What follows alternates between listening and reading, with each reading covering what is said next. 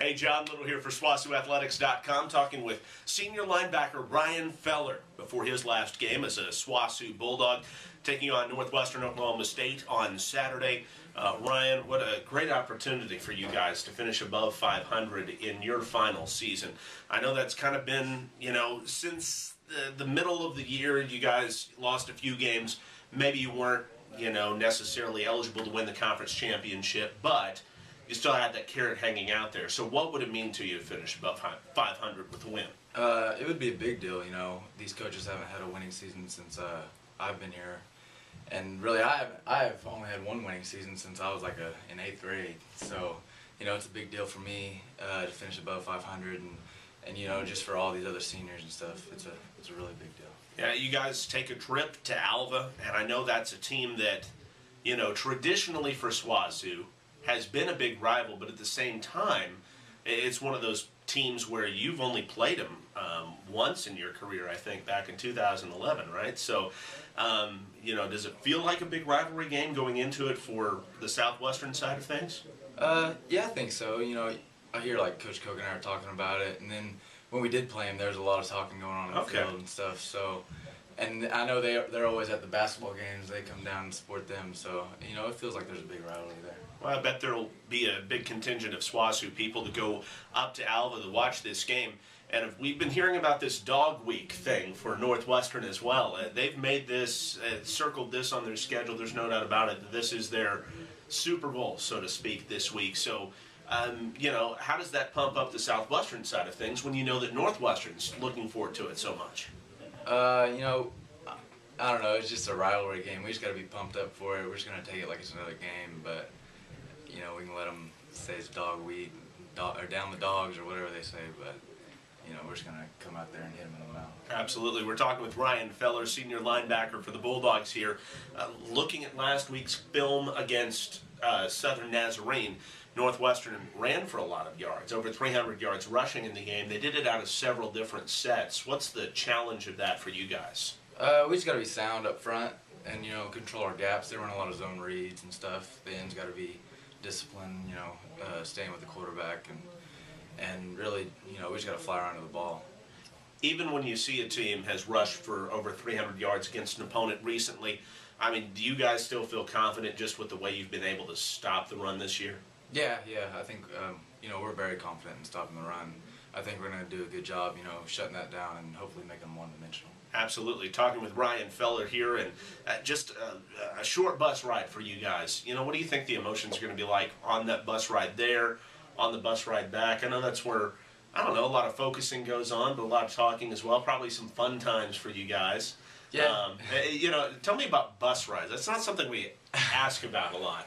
On the way there, we try to stay focused as much as possible, but there's usually some joking going around, especially on the way back.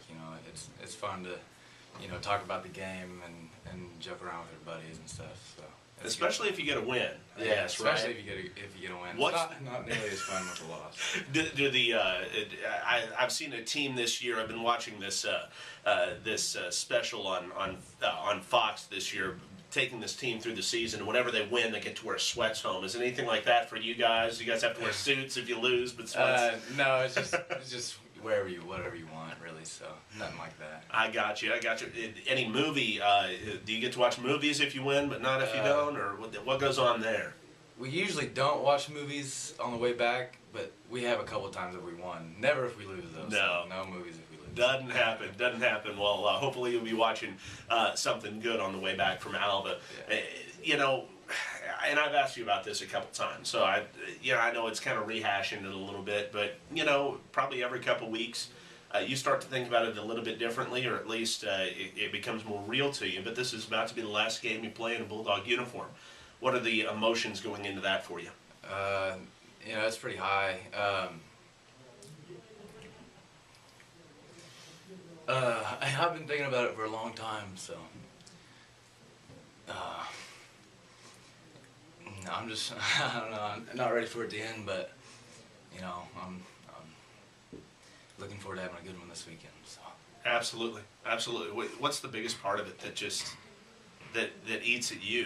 Is it the camaraderie between the guys? Is it just getting out there because you love playing football? What is it for you, man? Yeah, man. Just playing with all these brothers, and then I love the game. I've been doing it since I was a little thing, so it just means a lot to me. It's all I do really. Football's on TV, I'm watching it. If it's not, I'm watching film or thinking about football, anything with football really. Playing football games, so it means the world to me, and I don't know, I'm just not ready for it to end really. I understand that. When it's all said and done, number 43 for the Bulldogs is going to be remembered as one of the best linebackers ever at SWOSU. We appreciate your time, man. Thanks so much. Now we're magically joined by Ryan Corbin here on SWOSUathletics.com. You blink your eyes and we're here with Ryan. Thanks so much for talking to us, man. Appreciate it. Thank you. Really good to see you. Absolutely. You've been mowing down record after record over the last few weeks. At the beginning of the season, at least according to the numbers you had put up over your career, some of these records looked a little bit distant, looked a little bit like, wow, that's going to have to be a really good season. But you've had a really good season. You're now tied for all-time receptions with 173. You're now, the single-season receptions leader. You're within 100 yards of single-season yardage as well. Did you think these things were possible coming into the year? Be honest with you, I wrote a little team, like a goal thing. Right before season, I wrote it. I said 500 yards, five reception touchdowns. So I wrote down and kind of blew that out of the water. I mean, I always thought it was possible to do something like that, but I like to be a realist, like to think like main goals, like what can I do, what can I do to make this team better, and definitely did match my goal for sure, so it's pretty awesome. In all honesty, though, I don't think in years past you have been as explosive as you are this year. Talk about the workout regimen you went through this summer, what you tried to do with your body in order to be more of a threat vertically in the passing game. Yeah, that's the saying, eat clean, train dirty. I've never I've never really took that serious enough.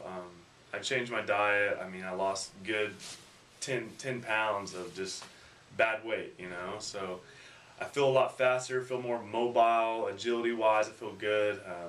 Just got a little bit more speed to me now too, so definitely helps out Dustin and the rest of the guys. So absolutely. You've seen a lot of respect paid your way as well with double coverage, things like that. And then you get some games where, it's a little bit more zone and things like that. What do you like going up against right now? One-on-one, a little bit of zone where you can find your spot. Do you like the double coverage where you can prove yourself?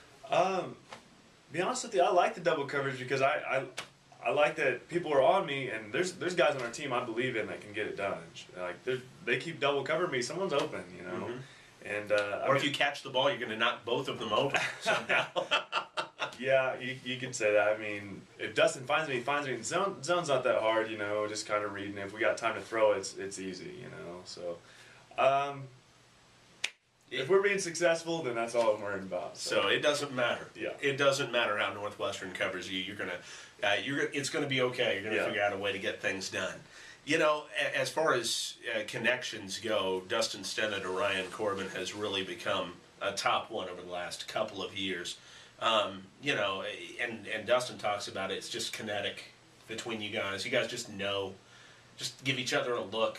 Explain that a little bit, if you can. How is that possible? Yeah, when we're struggling a little bit, I give Dustin the look, hey, we need a first down, look my way, and it's not like that.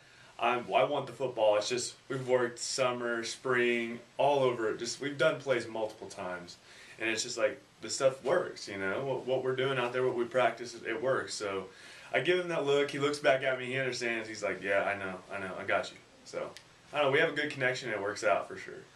Your longest catch the other day against Tarleton, went back and looked at that one on tape. Really interesting play because they're kind of covering, I don't know if they called it man underneath or quarters underneath, but they had the two deep safeties in the back. And you're basically double covered on the play if you go beyond the cornerback, but it's just thrown in the exact right spot. I mean, kind of explain that play to me, how Dustin trusts you to get that football in that tight window, how you trust yourself to go beyond the cornerback there and be able to get it. Yeah, we worked on it all week, actually, the way they were playing.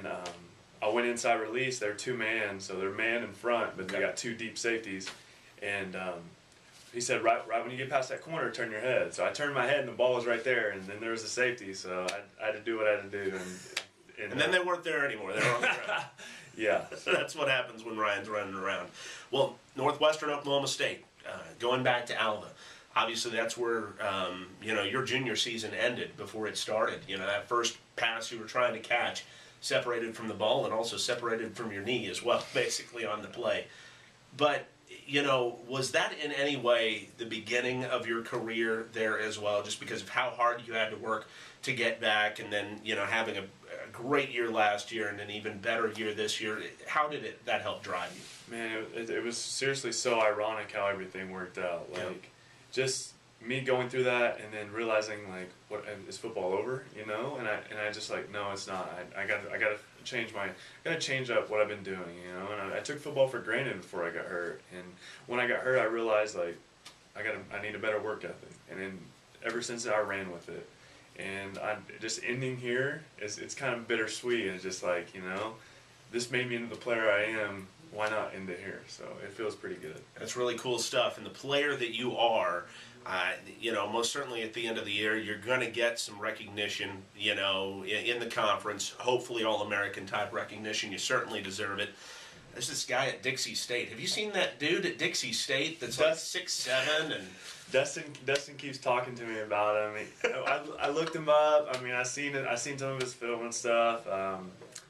Yeah, Dustin gives me crap all the time for it. He rubs it in my face every time he gets it. So. He's like the one tight end. He's the one tight end in the entirety of Division II that's having a little better season. Yeah, he's got 1,000-something yards and 13 touchdowns or something. I don't know. If Dustin's giving you a hard time about it, then it must not be too big a deal. Yeah, it's not a big deal. There's nothing I can do about it. I just control what I control. I've had a great season. It's been fun, so... Anyway, at least second-team All-American, I think, for Ryan this year. But at the same time, this year and the way you worked has also given you the opportunity to get noticed by some scouts, to get the opportunity to play in some postseason events that could help your stock when it comes to trying to play at the next level. Explain what you're going to be doing immediately after the football season in order to try to get noticed. Yeah, I got an all-star game December 6th, and there's going to be scouts, of course. It's a 3-day weekend of that. And then I'm going to take that and just kind of run with it. I'm going to go to a couple pro days in the spring. But I'm going to for sure be training until, March hits and all that stuff happens. So I'm going to run with it and see where it takes me. Have fun with it. Absolutely. Well, we look forward to seeing it where it takes you and look forward to the game this Saturday against Northwestern. I think it's going to be a great outgoing project for you and the rest of the seniors. So congratulations on a great career. Thank you. I appreciate it. That's senior tight end Ryan Corbin here on SWOSUathletics.com. Hey, make sure to watch or listen to this week's game against Northwestern State. If you can't make it to that game, can't watch in person up in Alva, make sure to listen to us on 95.5 The Coyote. We encourage you to do so with noon pregame and a 1 o'clock kickoff. John Liddle for SWOSUathletics.com.